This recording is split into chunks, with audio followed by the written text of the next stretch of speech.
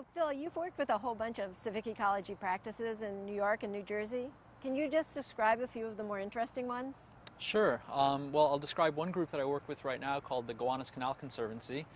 They do a lot of work to try and restore and rehabilitate a roughly mile-long stretch of waterfront in Brooklyn. It's a former industrial canal that over the years has been slowly turning into a more residential area. And folks are excited to bring new street trees, new bioswales, new community gardens, and new parks into that particular part of Brooklyn. So it's an exciting time for the Gowanus Canal, and it's really interesting to work with that particular group. I know that you also did a bunch of research on how common it is that civic ecology practices monitor their outcomes. Can you just talk a little bit about that and keep the idea of ecosystem services as one of their outcomes in mind? Sure. I think, like you know, civic ecology practices are always trying to do better for where they live, where they work and play. And increasingly, I think they're starting to ask themselves whether or not they're actually having that intended impact. But it can be tricky for a small organization to figure out how to actually measure what ends up being fairly complex stuff. Trying to really understand whether or not ecosystem services are being provided by things like a community garden or a street tree or even a whole street full of street trees. So I have worked with some community gardens that are increasingly trying to figure out how much produce they grow, how much compost they create, even social questions like how attitudes change as a result of interacting with the garden, and whether or not the garden actually brings a sense of beauty and calm to the neighborhood. In terms of street trees, folks are actually starting to ask whether or not their day-to-day stewardship practices, watering, pruning, mulching the street trees, is actually having an impact on the health of the tree. And they're using some new methods developed by the U.S. Forest Service to actually measure that in an urban setting. So I think it's a new time for monitoring the outcomes of civic ecology practices, particularly as the internet has made it possible for people to share data in a much easier way. So we're seeing it more and more. And I know that you also developed some resources to help civic ecology practices monitor their outcomes. Maybe you can talk a little bit about those resources. Sure. One of them I co-created with my colleague Liz Barry. It's called TreeKit. It is an initiative to measure, map, and collaboratively manage urban forests. And we use old-fashioned site surveying techniques that wouldn't be unfamiliar to farmers and land surveyors from hundreds of years ago to locate street trees in urban contexts. The data that results from that creates maps that stewards, volunteer stewards, and civic ecology practitioners can use to connect with one another and track the work that they've done to keep any particular tree alive and thriving. Another project is called Five Borough Farm, which I mentioned previously. It's an initiative to help community gardeners start to create their own measures for success in their gardens. So we try to take a really grassroots approach to doing this work. We invite people on the ground to create their own metrics for success and to actually figure out for themselves how to track their work over time. And maybe you could talk a little bit about some of the barriers for these practices to monitor their own outcomes, particularly in terms of ecosystem services.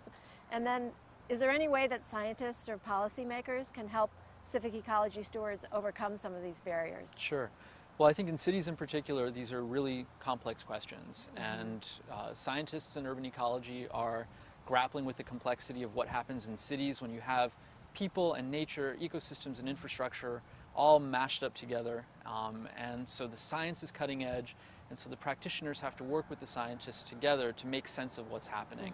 And it's ever evolving. So there's always opportunities to work with folks in the research community and in the practitioner community to keep developing better knowledge about what's going on in our cities from an environmental standpoint. What's some of the role that scientists and policymakers can play? I think increasingly scientists and policymakers together, well, first, they can come into the community and actually listen to what civic ecology practitioners are trying to do for themselves, and really work together to sit down at the table one-on-one and figure out how to start to measure some of these ecosystem service benefits that are resulting from these practices. It takes a lot of listening from both sides, and I think increasingly that's exactly what's happening. So there are a lot of best practices out there for how to come in and really make it a partnership. And actually, I know that you're trying to do this with the Gowanus Canal Conservancy and maybe some other practices yourself. So maybe you can talk a little bit about your own experience as somebody with civic ecology practice experience, but also as a scientist from the outside. I try to follow the best precepts of participatory action research, which essentially say that you should come into a new research situation and listen first and foremost. And that's really what I've been doing over the past few months with Gowanus Canal Conservancy.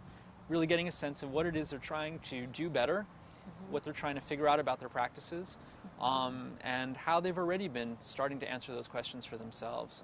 So that it's not my project, it's our project. And that means a lot of negotiation, a lot of conversation, and a lot of patience and time as well. It's not the kind of research that can happen overnight. It really is something that you have to invest in, heart and soul. But the result then is that you get to do work that actually has a day-to-day impact on a community. And the community itself starts to learn how to do that research for itself in the process. So I love to go back to the books of Paulo Freire and Miles Horton and a number of other fantastic participatory action research gurus over the centuries now, and really just reinvest myself in that frame of mind when doing this research. Yeah, that's really great, and I know you're really good at that community engagement part of the participatory research. And as you're working with the Gowanus Canal Conservancy and maybe other organizations, do you keep the idea of ecosystem services in the back of your mind, or do you ever talk about it with any of these groups? I mean, basically, how useful is this idea of ecosystem services? I think everyone's thinking about it in one way or another, and though they might not use the phrase ecosystem service benefits, a group like Gowanus Canal Conservancy does the work that it does because it understands that planting street trees will reduce carbon emissions and sequester stormwater and improve the health and quality of the canal. That's ecosystem service benefits, essentially. And we're always talking about that outwardly. It's really the mission and the vision of the organization to do that work. So I think increasingly, civic ecology practices know that they're trying to create benefits. And so that's the way they talk about it, but they might not necessarily use that phrase. Nonetheless, I think it's the way that we've all started talking about it, and in that sense it actually is useful. And it has been inspiring to these small groups to read bigger studies, to read work done in other contexts in order to drive their ambitions day to day. And sort of just as an aside, do you think that if you introduce the concept ecosystem services to the groups that you're working with, how do you think they'd react? Or I think they'd say, yeah, that's what we do. Okay. For the most part, I think from community gardens to groups that are doing invasive plant management to Gowanus Canal Conservancy, which does everything from make compost to take care of street trees and install bioswales. I think if we sat down and said, what are you trying to do in order to create benefits out of the environmental restoration work that you do, they would quickly go down a laundry list of things that they feel they're creating. So again, it might not be that they use the phrase necessarily, it's not the first one that they'll reach for, but I think it's exactly what they see themselves as doing. Okay, great.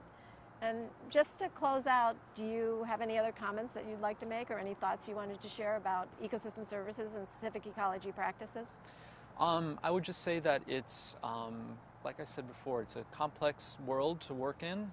Urban ecosystems are things that we don't quite understand all that well yet. And so it takes, again, a bit of patience and a bit of trust when you're working with community members to expect the unexpected and to just be open to new possibilities for insights in the research.